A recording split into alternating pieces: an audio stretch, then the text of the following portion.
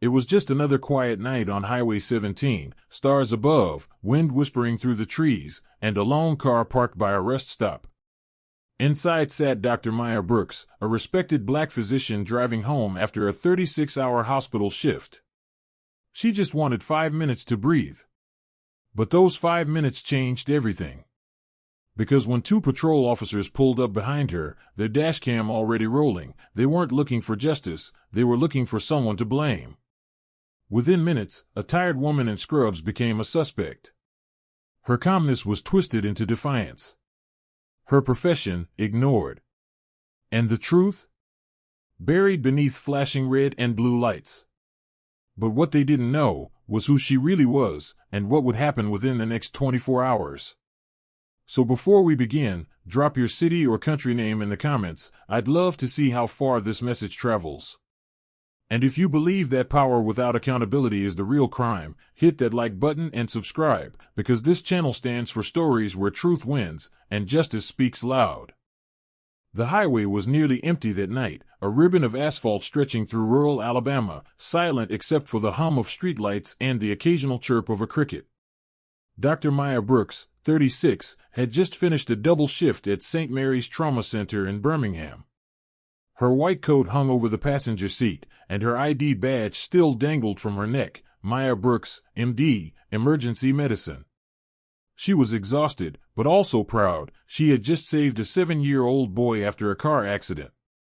All she wanted now was a moment to rest, breathe, maybe sip the cold coffee from her cup holder before driving the last 2 hours home. She pulled into a quiet rest stop, dim lights, a vending machine humming in the corner, the scent of pine trees in the air.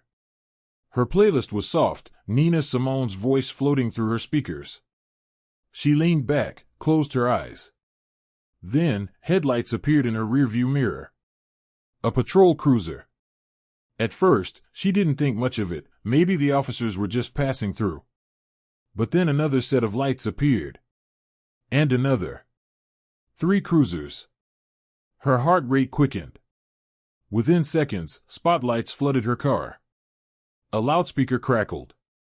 Driver, step out of the vehicle, hands visible. Confused, Maya rolled down her window. Officers, is there a problem? She asked, her voice calm, professional. But they weren't listening.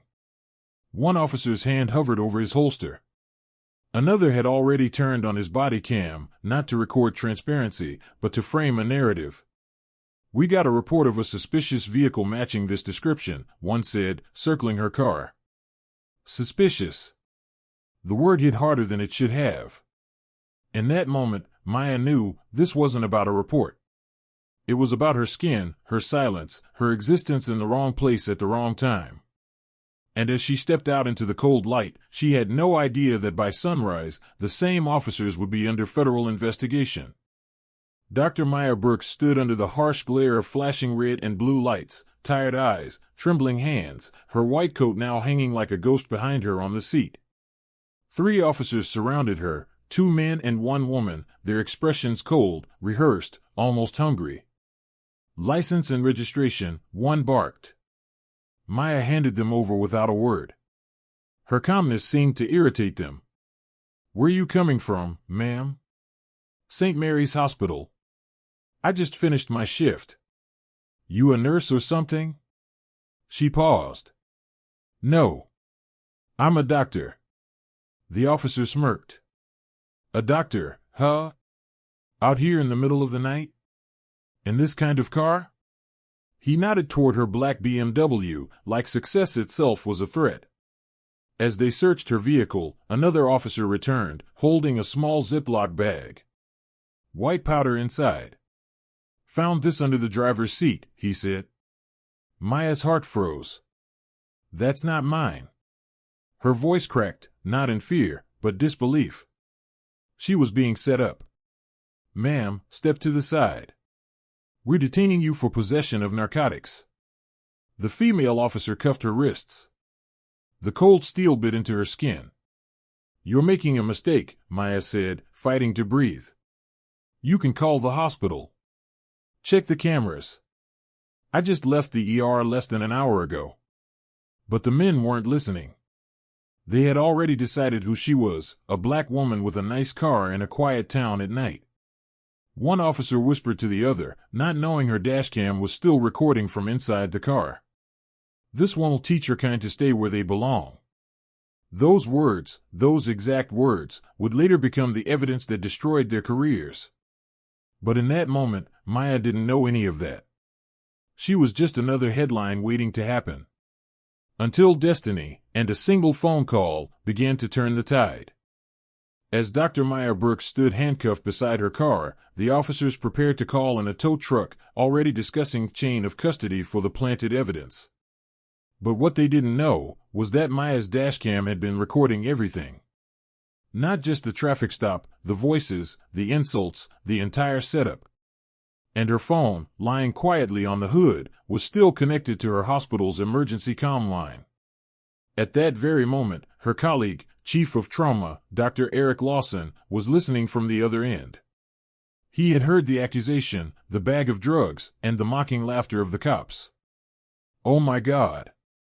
Maya," he whispered, before calling the number every corrupt badge fears, the Federal Civil Rights Division. Within minutes, data from her hospital badge scan and GPS timestamps proved she'd been inside the trauma unit less than 45 minutes before the stop. Her BMW's black box even confirmed the exact time she parked. Meanwhile, the rest stop security footage, pulled by investigators within hours, showed one of the officers discreetly bending down near her driver's door before announcing the discovery. The evidence was damning. By sunrise, federal investigators arrived at the same county sheriff's office that had locked Maya in a holding cell overnight. The officers who laughed at her silence were now silent themselves, sitting in interrogation rooms, faces pale, hands trembling as bodycam footage and timestamp data replayed before them. And as the truth unfolded, the woman they tried to frame stood free, not with vengeance in her eyes, but with a quiet, unwavering grace. Justice had heard her name. The morning sun crept over the horizon as Dr. Maya Brooks walked out of the county detention center, her wrists red from the cuffs, her body aching from exhaustion, but her soul unbroken.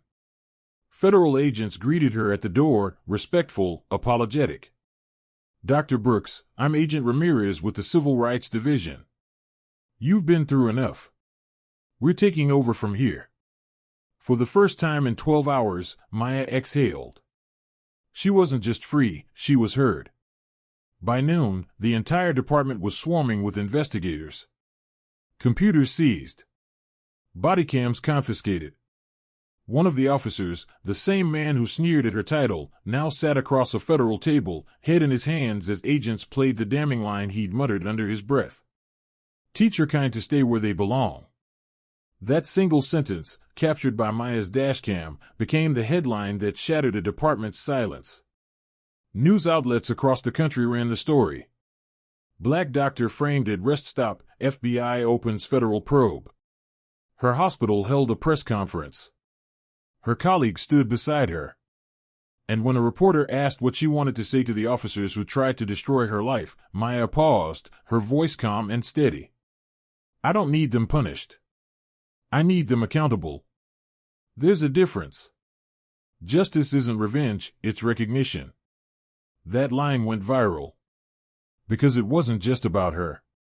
It was about every person stopped for existing where someone else thought they didn't belong. A week later, all 3 officers were suspended without pay, facing federal charges for evidence tampering and civil rights violations. And as the dust settled, Dr. Maya Brooks returned to her hospital, not as a victim, but as a symbol. Every patient she treated after that night saw the same strength in her eyes, the kind that says, "I've met injustice face to face, and I'm still standing." Because the truth may be delayed, but it never dies.